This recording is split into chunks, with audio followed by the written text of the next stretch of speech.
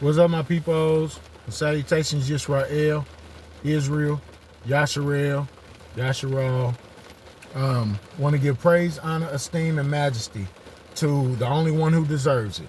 All right, His Highness, the most esteemed, the sovereign Almighty. I call him Yahuwah. All right. This is gonna be a quick video. You see the title. Some things are happening. I don't know if y'all been paying attention to the political news. I don't know if you've been paying attention to what's going on in the different countries in Africa.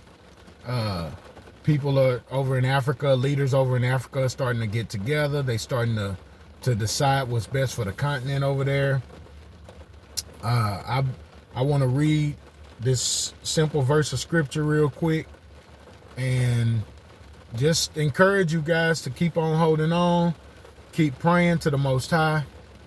All right. Keep walking in righteousness and just do the best you can. Make sure, all right, that you are following the number one commandment, all right, and that is keeping the Most High alone.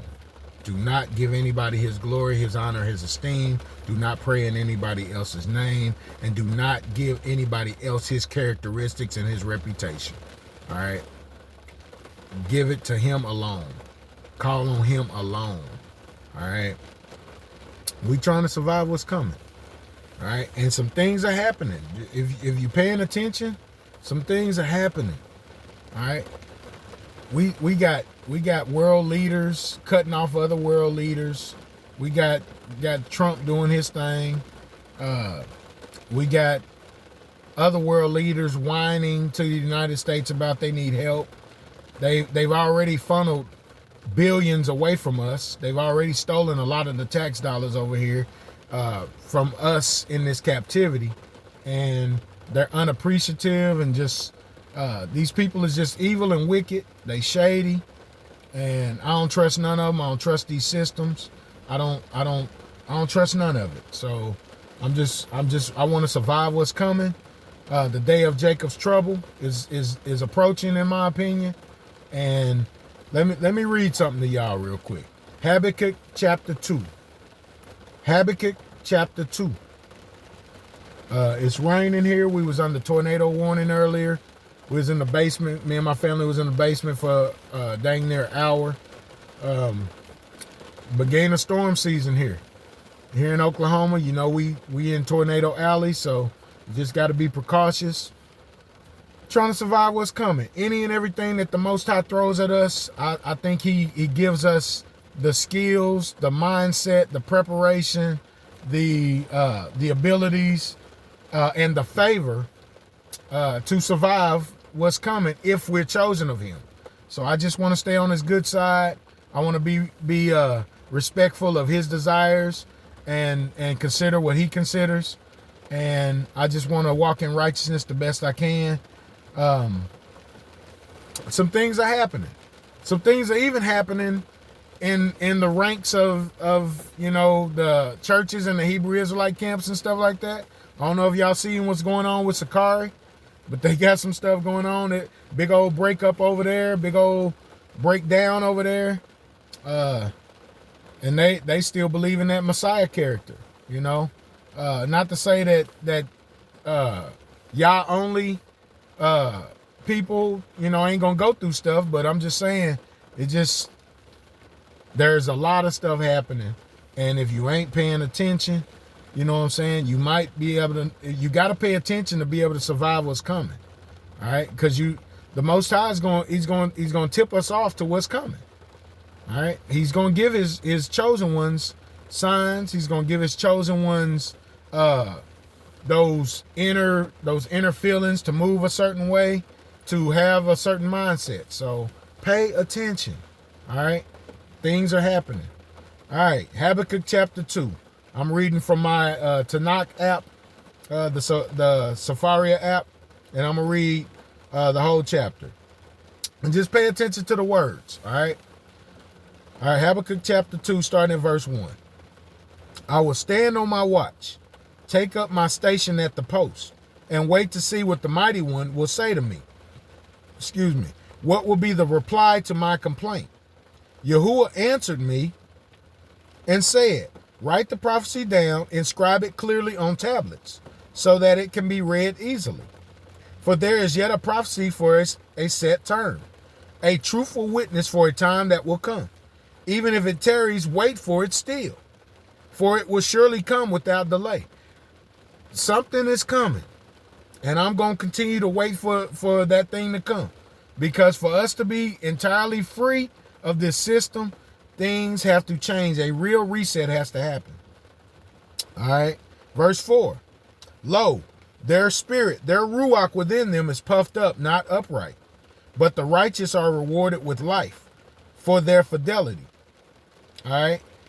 Verse 5. How much less then shall the defiant go unpunished? The treacherous, the arrogant, who have made their maw as wide as Sheol, who are as insatiable as death, who have harvested all the nations and gathered in all the peoples. Something is happening. Who has gathered in all the peoples? This sounds like America. A melting pot, right? All right. Surely all these shall pronounce a satire against them, a pointed epigram concerning them. They shall say, ah, you who pile up what is not yours, how much longer? And make ever heavier your load of indebtedness.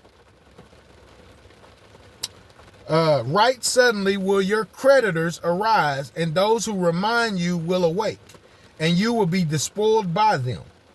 Because you plundered many nations, all surviving people shall plunder you. For crimes against humans and wrongs against lands, against cities and all their inhabitants. Something is coming because it has to. It's prophesied. Habakkuk chapter 2 is not the only prophecy. There is prophecies all throughout the Tanakh. I read this recently, and the Most High was just pouring into me. Look, just keep on pressing on. Treat it like tomorrow is gonna come.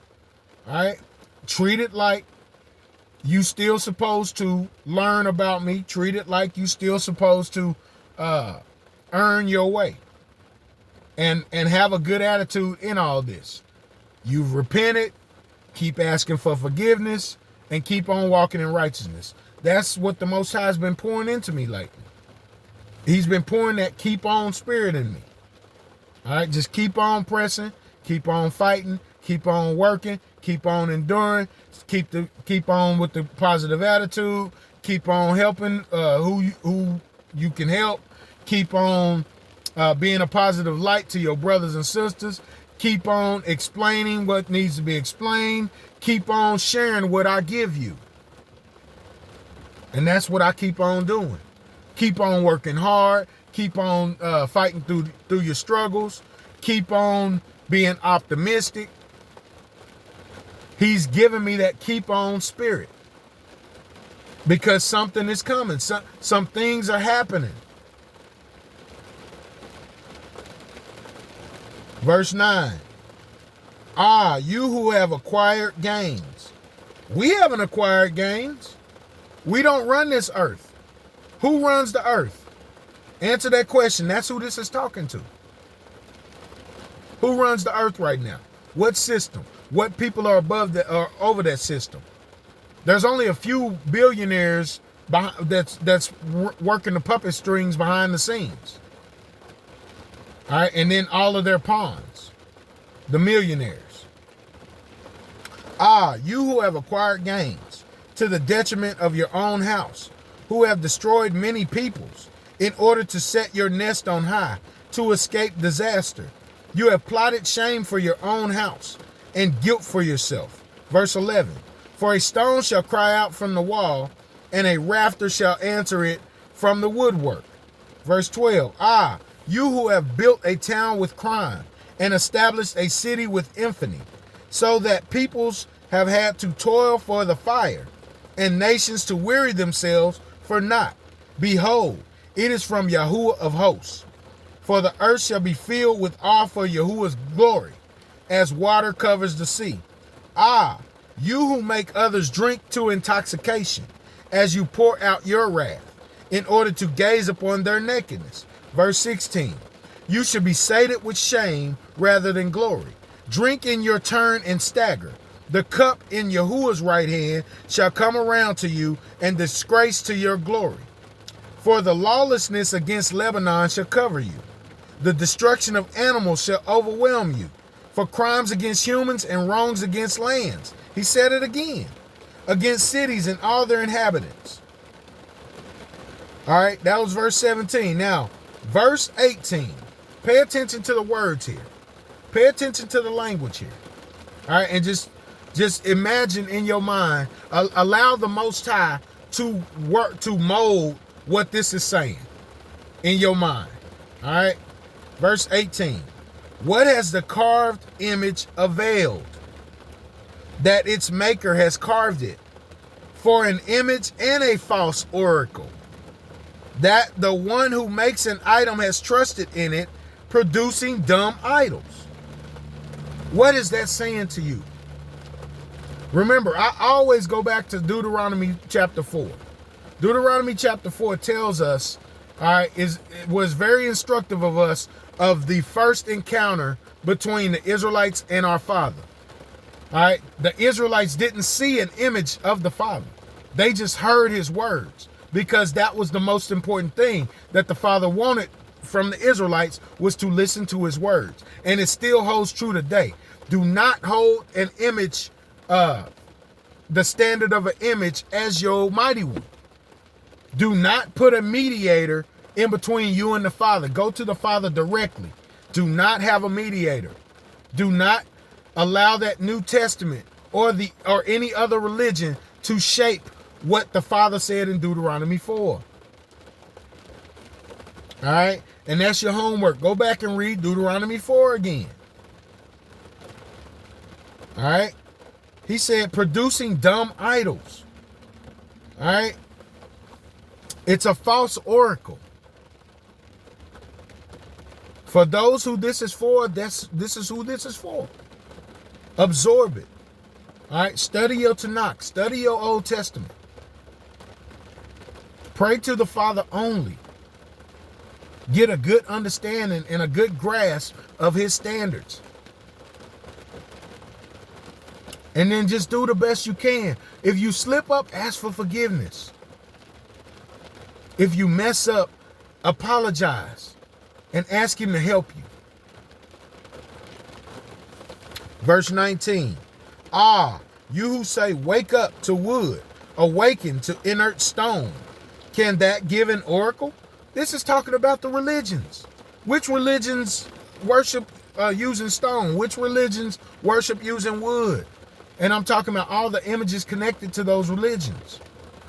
Think about it. Make the adjustments. Make the proper adjustments. All right. Why it is encased in gold and silver, but there is no breath inside it. All right. But Yahuwah in the holy abode, be silent before the Almighty, all the earth. All right. Habakkuk chapter 2 is letting us know that something is coming for those who have manifested evil. Something is coming for those who has destroyed nations and nations of people. All right. It talks about in Zechariah, I believe, I can't remember where it's at. Zechariah 2, Zechariah 10, somewhere in there. But it talks about where the Most High is going to punish them because they overdid the punishment of us. And here in Habakkuk, we're seeing that he's mad because they were treacherous and evil to a bunch of nations. All right, a bunch of innocent bystanders got that work because the heads of this system were just evil. They're brutes. They're barbarians. All right, and they don't have the propensity to have good in them because they're greedy. They're prideful, and they're just wicked. And the Most High, something is coming on behalf of the Most High. And if you go study the other prophecies, you know that Israel, Yisrael, is in the center of all this. Salvation is coming, and it's tangible. And it's the Most High only who's going to do it. All right. And that's based on prophecy and based on Torah. That's it. That's all I got. All right. You guys know how I like to end my videos. Hopefully everybody is learning and paying attention. All right. And not just learning from me. I'm not your teacher. The Most High is your teacher. All right. Do not put a man on a pedestal. I don't want to be on a pedestal. All right. I just want to share information, and that's what I do. All right. And as I always say, I don't have all the answers. Never will have all the answers. All right. But I always share what I learn. Much love, y'all. Have a fantastic week. Shalom.